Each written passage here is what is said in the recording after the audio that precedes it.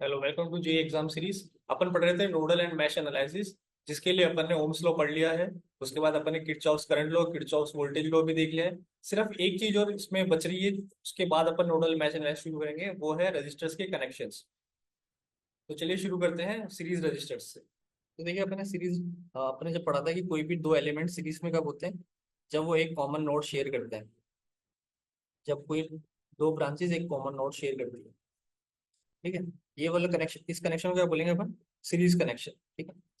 ठीक है, चलते हैं। इसका रेजिस्टेंस है R1 और इसका रेजिस्टेंस है R2।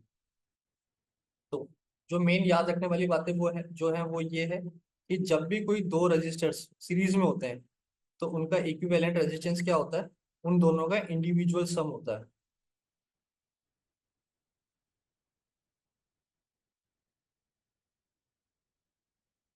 सिंपल सा इतना सा बात याद रखनी है आपको, जब भी आप सिंप्लीफाई करने बैठेंगे किसी नेटवर्क को और देख लेंगे कि दो रेजिस्टेंस अगर सीरीज में निकल रहे हैं, सीरीज में निकलने की क्या कंडीशन है? कि वो एक कॉमन नोड शेयर कर रहे होंगे। तब आप सिंपली उनको सिंप्लीफाई करने के लिए उनको इंडिविजुअल सम कर देंगे और उसको रिप्लेस कर देंगे सिर्फ एक रेजिस्टेंस से, उसके इक्विवेलेंट से। ठीक है। एक मोटी मोटी चीज ये बता देता हूँ कि जब भी किसी कनेक्शन में अपन बात करते हैं सीरीज कनेक्शन की, तो सीरीज में क्या होता है? हमेशा करंट सेम फ्लो होता है। करंट जो होगा वो दोनों रेजिस्टेंस में सेम फ्लो होगा, बट जो वोल्टेज ड्रॉप होगा वो डिफरेंट होगा। ये कुछ अलग वोल्टेज ड्रॉप लेगा, ये कुछ डिफरेंट लेगा। मतलब बेसिकली वोल्टेज का कंजप्शन जो होगा, वोल्टेज ड्रॉप डिफरेंट डिफरेंट होगा। और जब अपन बात करते हैं पैरेलल कनेक्शंस की, पैरेलल कनेक्शंस में आपको पता है कि पैरेलल कनेक्शंस में जो वोल्टेज जिसके अक्रॉस वो लगे रहते हैं, तो दोनों के अक्रॉस सेम वोल्टेज होता है। वहां पे जो डिवाइड होता है वो होता है करंट। जो लोड होता है, जो रेजिस्टेंस होता है, वो अपने हिसाब से करंट ड्रॉ करता है उस वोल्टेज सोर्स से। सिंपल। तो जहां पर सीरीज रेजिस्टर्स पढ़ेंगे, वहां पे अपन पढ़ेंगे वोल्टेज डिवीजन, कि जो वोल्टेज जो डिवाइड हो रहा है दोनों रेजिस्टेंस में, वो किस प्रपोर्शन में हो रहा है, वो अपन को देखना रहेगा। ठीक है। तो इसका एक डायग्राम लेके चलते हैं अपन।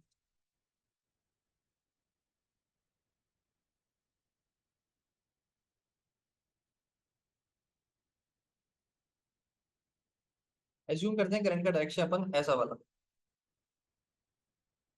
ठीक है। V सोर्स है, this is R1, this is R2, and let से इसके अक्रॉस वोल्टेज ड्रॉप हो रहा है V1 और इसके अक्रॉस हो रहा है V2। अब अपन जहां पर अगर KVL लगाएंगे, तो जो इक्वेशन निकल के आ रही वो है, मैंने आपको क्या बताया था, वो जो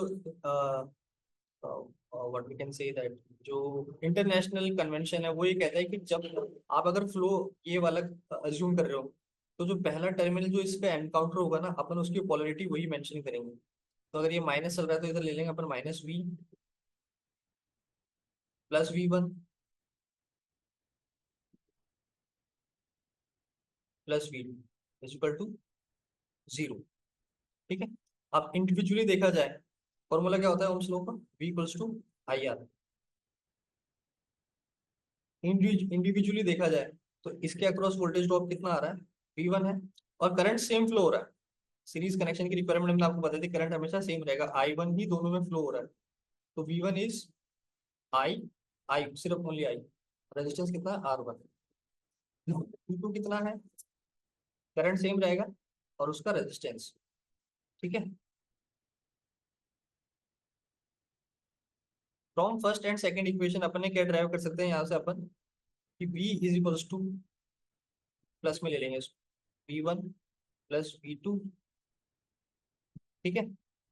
अब यहाँ पर V1 और V2 अपने पास है, IR1 प्लस IR2। दोनों में से I कॉमन निकाला,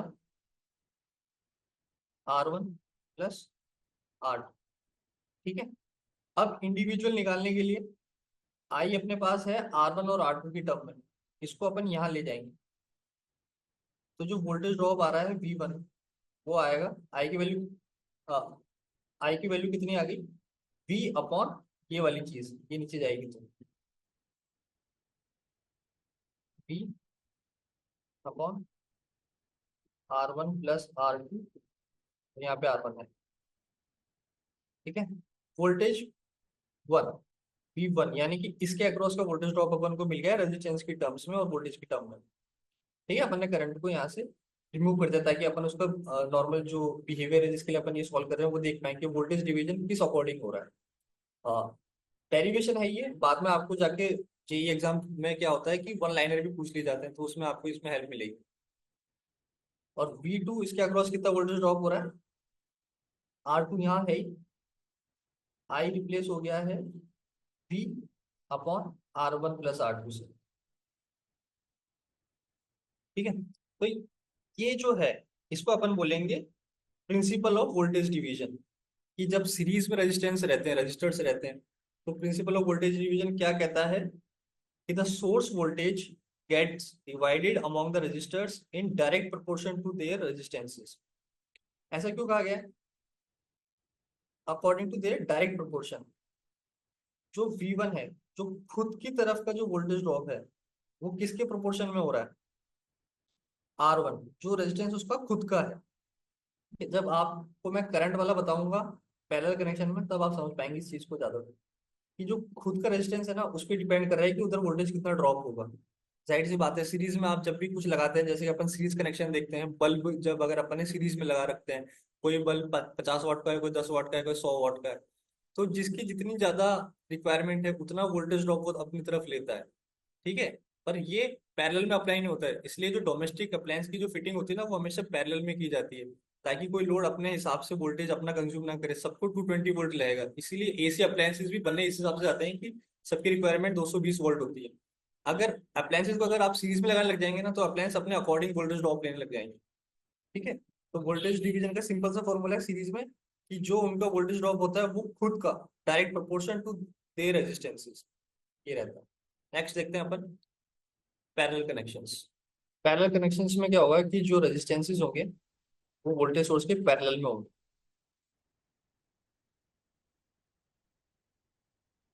दिस इज R1, R2 है।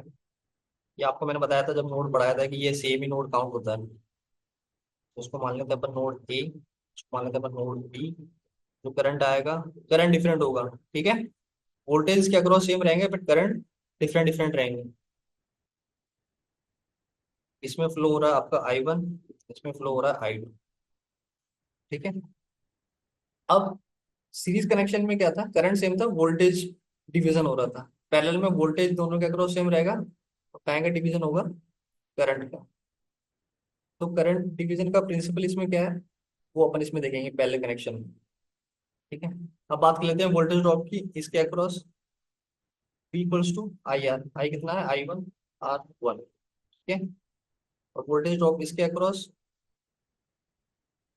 सेम रहेगा, अभी बताया मैंने आपको। ठीक है, तो ये किसके इक्वल रहेगा, I2 इंटू R2 के।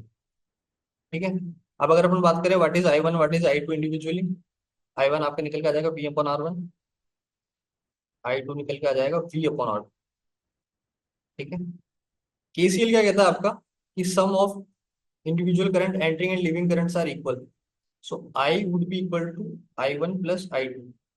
इंडिविजुअल वैल्यूज हैं अपने पास दोनों की, और V इक्वल्स टू IR होता ही है।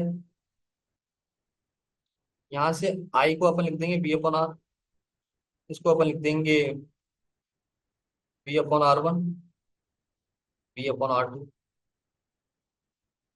क्या निकल के आया यहाँ से कि जो इक्विवेलेंट रेजिस्टेंस का होगा इन पैरेलल कनेक्शन वो कितना आता है, उसके इनवर्स ही आता है, 1/R1 प्लस 1/R2।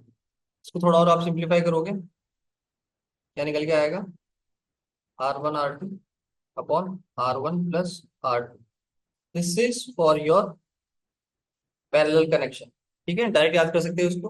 डेफिनेशन क्या होती है, the equivalent resistance of two parallel resistors is equal to the product of their resistances divided by their sum. ठीक है, एक नोट कर लेना है यहाँ पे, एक इंपॉर्टेंट क्या होता है कि जो आर इक्विवेलेंट होता है is always smaller than the smallest resistance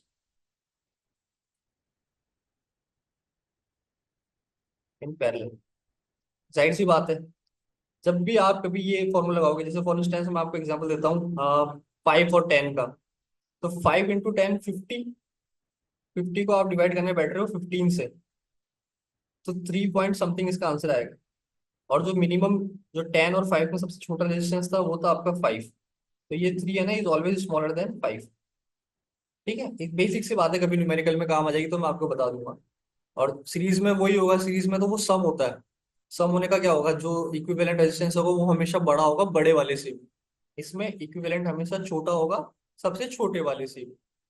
अगर इसको अपन बात करें कंडक्टेंस की फॉर्म में, तो सीरीज के लिए और पैरेलल कनेक्शंस के लिए, सीरीज में जहाँ पे सारे ऐड हो रहे थे, ठीक है, वहां पर होंगे 1 अपॉन ऐसे करके ऐड, जैसे रेजिस्टेंस जैसे पैरेलल कनेक्शंस में होते हैं।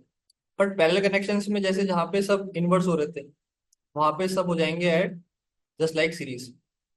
क्योंकि अपन जानते हैं कि G equals to 1 upon are, तो जो भी वो था वो उसका इनवर्स ही आएगा। ठीक है, सिंपल सी चीज। नाउ जो मेन इसमें जो दूसरी चीज छूट रही वो है करंट डिवीजन, कि करंट डिवीजन किस तरीके से हो रहा है।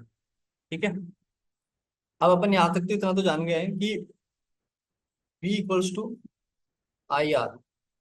अपन ने सिंप्लीफाई कर लिया सर्किट को, तो अब आर जो अपना वो है, अब अपना है आर इक्विवेलेंट। ठीक है, और आर इक्विवेलेंट कितना है,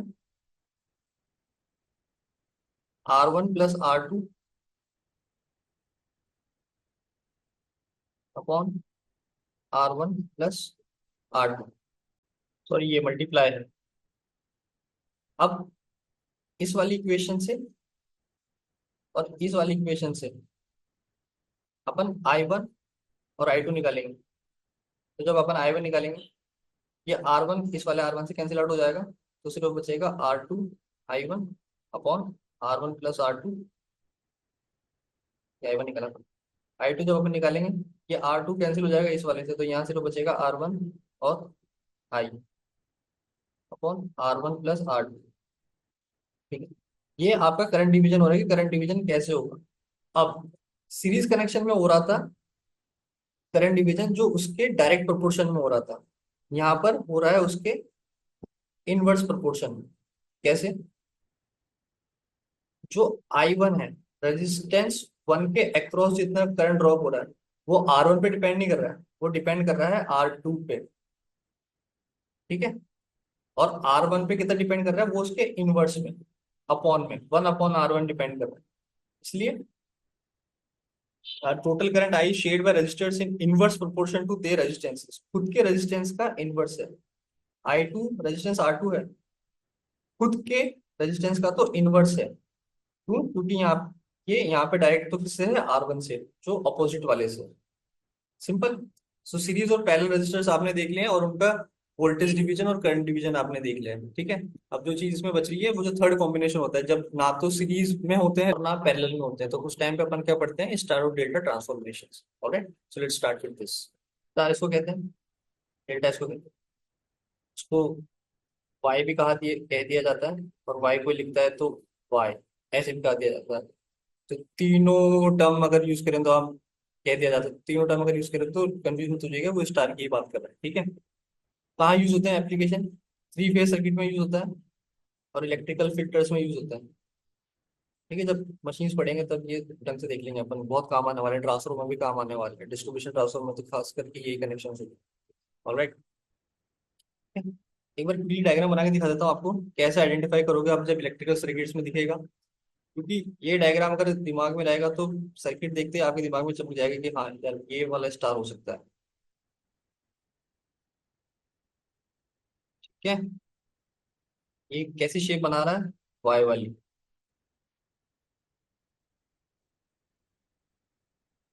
है? कैसी शेप बन रही है, टी। ये हो गया स्टार। डेल्टा कैसे बनाएगा, बस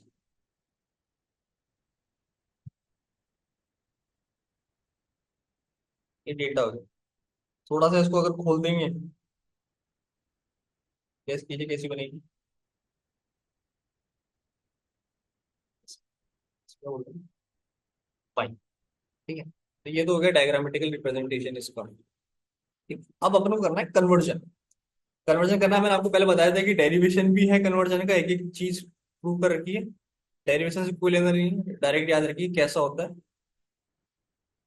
अब अपन को करना है डेल्टा टू स्टार। ठीक है, डेल्टा अपने पास है, अपन को बनाना है स्टार। तो देखिए अगर अपने पास डेल्टा है तो डेल्टा कैसे दिखता है, ऐसा।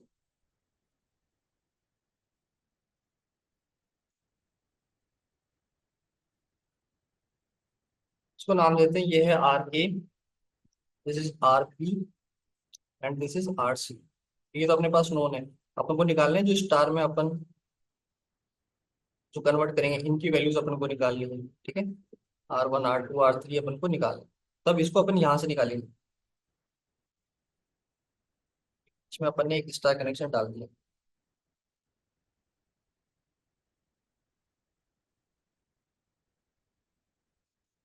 ठीक है, उसको नाम देता हूँ R1। एक सेकंड तक इसका पेन यूज कर देता हूँ।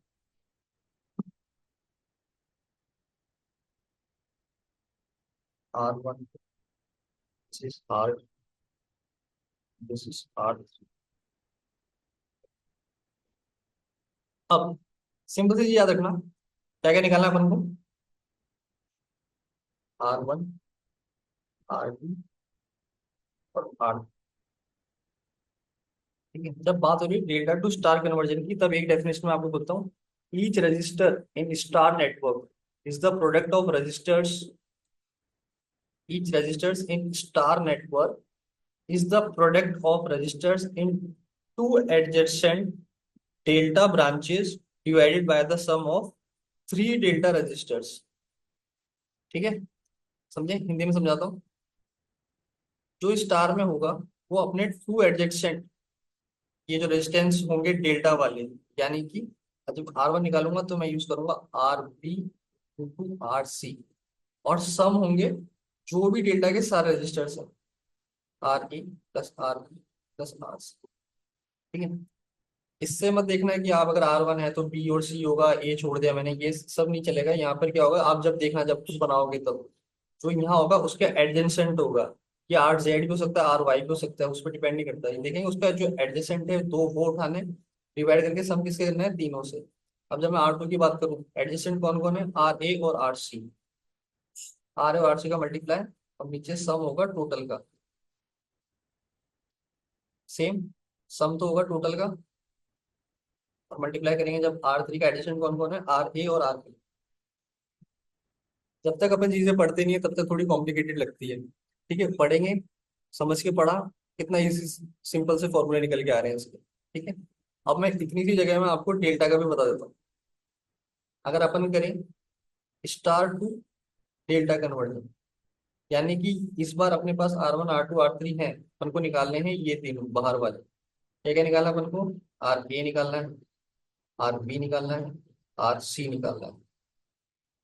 ठीक है, इनके निकाल, इसकी भी एक डेफिनेशन मैं आपको बताता हूँ।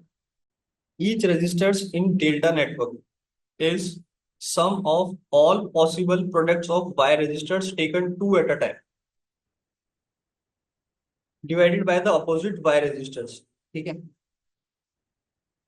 निकालना अपन को डेल्टा है, तो each resistors in delta network, ठीक है, ये क्या होगा, is sum of all possible products of Y network taken two at a time. ठीक है, ये निकालने के लिए इन दोनों का मल्टीप्लाई करना है, प्लस इन दोनों का मल्टीप्लाई करना है, प्लस इन दोनों का मल्टीप्लाई करना है।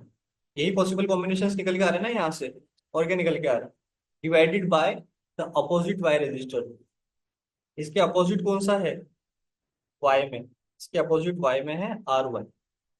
ठीक है, समझ में आई बात।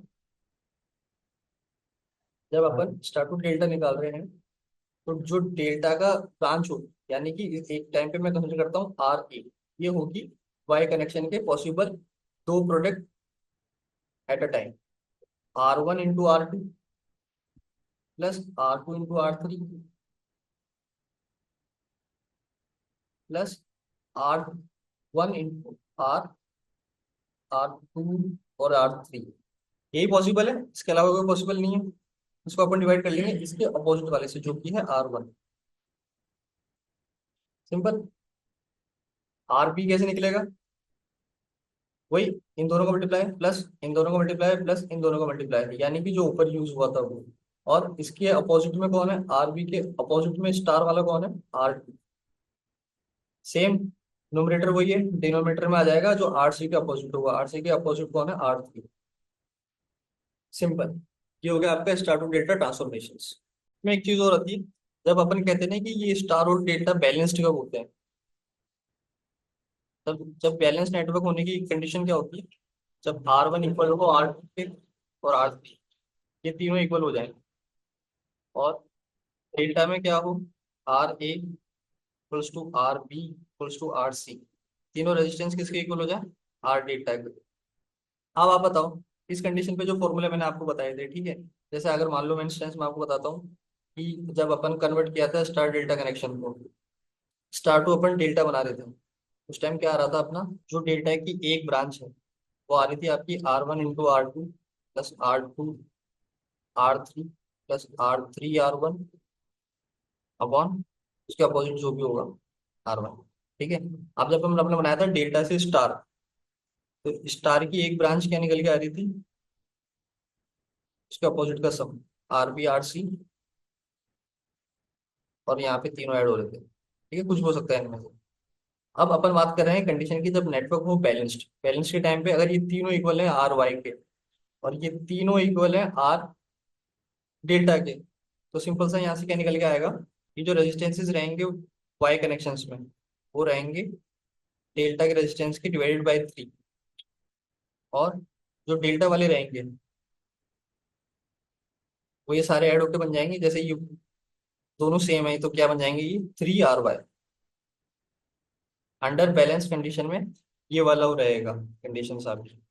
ऑलराइट, सो अपन ने आज पढ़ लिए हैं ये सारे कनेक्शंस पॉसिबल, सीरीज पैरेलल और स्टार डेल्टा ट्रांसफॉर्मेशंस। अब इसके बाद अपन जो अपना मेन टॉपिक है, नोडल मैश एनालिसिस, वो देखते हैं नेक्स्ट वीडियो।